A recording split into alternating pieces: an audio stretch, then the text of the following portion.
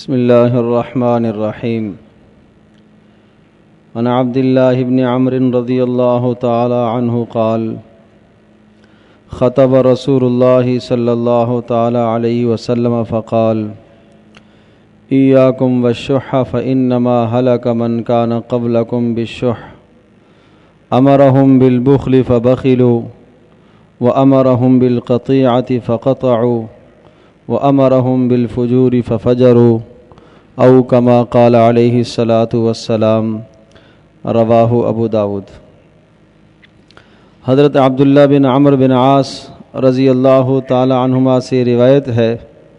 کہ رسول اکرم صلی اللہ تعالی علیہ وسلم نے ایک دن خطبہ دیا، اور اس خطبے میں حضرت صلی اللہ علیہ وسلم نے یہ ارشاد فرمایا: اے لوگو، حرص اور لالچ اور طمع سے اپنے آپ کو بچاؤ.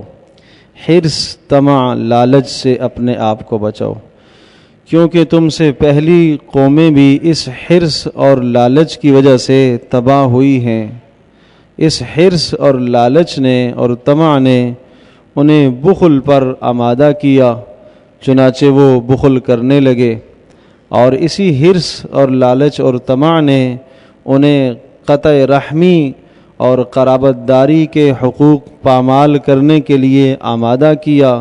چنانچہ انہوں نے قطع رحمی اور قرابت داری کے ساتھ قطع کرنے کی راہ کو اختیار کیا، اور اسی بخل ہی نے اور اسی حرص اور لالچ ہی نے انہیں بدکاری کے لیے آمادہ کیا، چنانچہ انہوں نے بدکاریاں کی. حضرت صلی اللہ تعالی علیہ وسلم نے اس مبارک حدیث میں انسان کے اندر کی ایک بری عادت اور خصلت کی طرف اشارہ فرمایا ہے. یہ وہ بری اور بدترین عادت ہے کہ جو معاشرے میں متعدی جب ہوتی ہے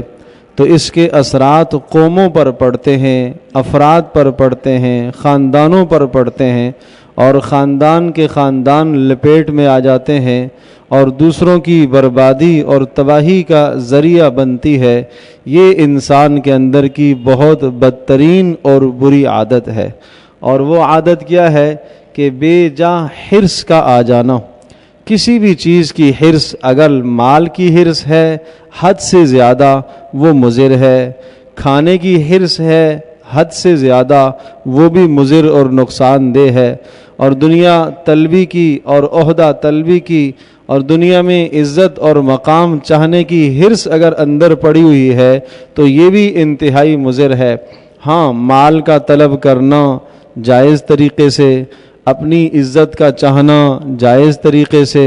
اور دنیا میں دیگر اپنی ضروریات کو اپنے جائز طریقے سے جب تک آدمی پورا کر رہا تو کوئی مضائقہ نہیں ہے. لیکن یہی طلب جب آگے بڑھتی چلی جائے اور انسان کو ناجائز کام پر آمادہ کرے تو پھر یہ طلب نہیں ہے، یہ حرص ہے. پھر یہ کھانے کی حرص ہے. ایسے کھانے پر آمادہ کرے کہ انسان حرام کی طرف ہاتھ بڑھائے، اور اسی طرح سے ایسے مال کی طرف انسان کو آمادہ کرے کہ انسان حرام مال میں ہاتھ ڈالے، اور اسی طرح سے انسان کی جاہ طلبی اور دنیا میں اپنا مقام اور منصب پانے کی حرص ایسے پیدا ہو جائے کہ انسان اس منصب کو پانے کے لیے اللہ کی نافرمانیاں کرے. حضرت صلی اللہ تعالی وسلم نے اس بری عادت سے امت کو متنبہ فرمایا ہے کہ اگر یہ بری عادت تمہارے اندر پیدا ہو جائے گی تو پھر ہلاکت اور بربادی ہے، جس طرح سے تم سے پہلی قومیں برباد ہوئی ہیں. چنانچہ حضرت صلی اللہ علیہ وسلم نے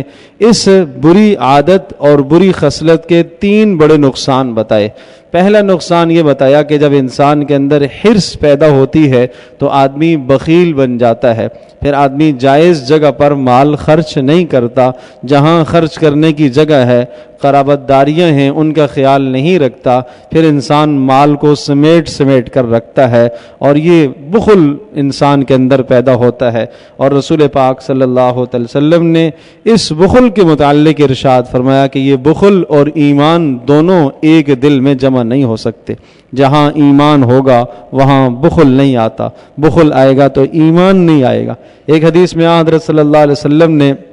ارشاد فرمایا کہ سخاوت یہ جنت کا ایک درخت ہے اور بخل جہنم کا ایک درخت ہے، اور ان دونوں درختوں کی شاخیں دنیا میں پھیلی ہوئی ہیں۔ چنانچہ جو آدمی سخاوت کو اختیار کرتا ہے وہ جنت والے درخت کی طرف چلتا ہے اور وہ جنت میں پہنچ جائے گا، اور جو آدمی بخل کرتا ہے اس نے گویا کہ جہنم والے راستے کو اختیار کیا اور اس درخت کے ساتھ اپنے آپ کو چمٹا لیا، چنانچہ وہ درخت اس کو کھینچ کر جہنم کی طرف لے جائے گا۔ حضرت صلی اللہ علیہ وسلم نے اس حرص کا پہلا نقصان یہ بتایا کہ اس سے آدمی کے اندر بخل پیدا ہوتا ہے، اور دوسرا نقصان یہ بتایا کہ جب انسان کے اندر حرص اور لالچ اور طمع حد درجے کی بڑھ جاتی ہے تو انسان قطع تعلق کرتا ہے، پھر آدمی دوسروں سے میل ملاپ نہیں اختیار کرتا، خاندانوں کو کاٹتا ہے، رشتہ داریوں کو کاٹنا شروع کرتا ہے، اس لیے اسے ڈر ہوتا ہے کہ کوئی مجھ سے کسی شے کا مطالبہ نہ کر لے،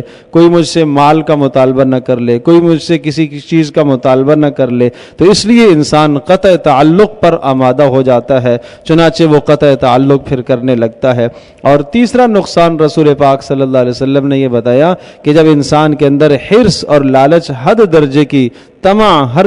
درجے کی بڑھ جاتی ہے تو پھر انسان گناہوں کا ارتکاب کرتا ہے، بدکاریوں میں مبتلا ہوتا ہے، بڑے بڑے گناہوں میں مبتلا ہوتا ہے، اور وجہ یہ ہے کہ اس اپنی حرص کو پورا کرنے کے لیے اور اس اپنی طمع کو پورا کرنے کے لیے پھر کیا کرتا ہے؟ اللہ کی نافرمانیاں کرتا ہے۔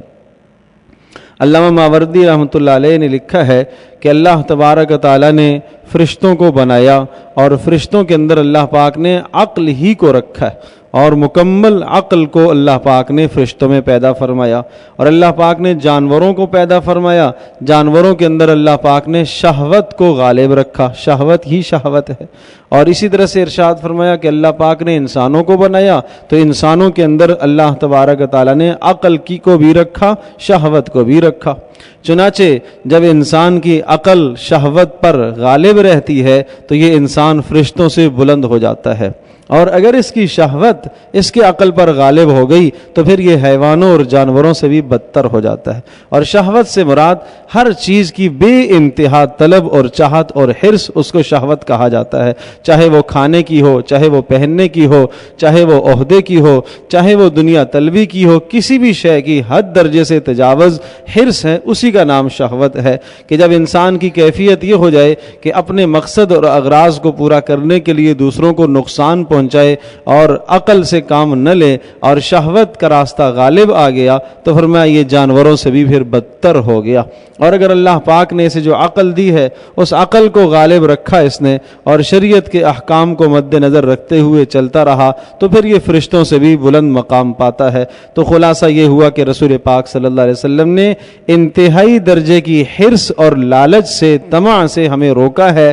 اور ارشاد فرمایا کہ معاشرے اس سے برباد ہو جاتے ہیں، گزشتہ قومیں اس سے برباد ہوئی ہیں۔ اور اس کے 3 نقصان حضرت صلی اللہ علیہ وسلم نے ارشاد فرمائے۔ پہلا نقصان بخل ہے کہ انسان حق تلفی کرنا شروع کر دیتا ہے، دوسرا نقصان قرابت داریوں کو انسان کاٹنا شروع کرتا ہے اور رشتہ داروں کے ساتھ قطع تعلق کرنے لگ جاتا ہے، اور تیسرا نقصان انسان گناہوں میں مبتلا ہو جاتا ہے۔ اس لیے رسول پاک صلی اللہ علیہ وسلم نے اپنے خطبے میں ان باتوں کو ارشاد فرمایا۔ اللہ تبارک و تعالی مجھے بھی، آپ کو، ہم سب کو عمل کی توفیق نصیب فرمائے۔